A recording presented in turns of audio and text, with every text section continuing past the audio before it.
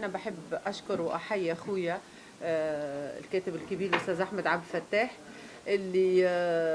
اللي خلاني بدون تردد فورا اوافق على كلمة سر، وكان امين عليا وعلى كل حد موجود في المسلسل.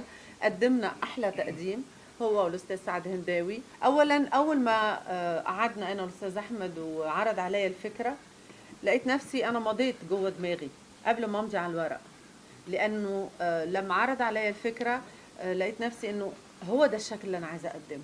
انا اتاخرت وما قدمتش عشان ما لقيتش ده. لما الاستاذ احمد عرض عليا ده تمسكت، و التجربه كاول عمل فيها قلق، فيها خوف، فيها توتر، فيها فرح، فيها استمتاع، فيها عارف لما تكون داخل حاجة انت بتحبها ومفتقدها في حياتك. يمكن انا عشتها للحظات في الفيديو كليب، في الغنوة، في الاستوديو وانا بسجل، لكن انا هذه التجربة اشبعتني فنيا.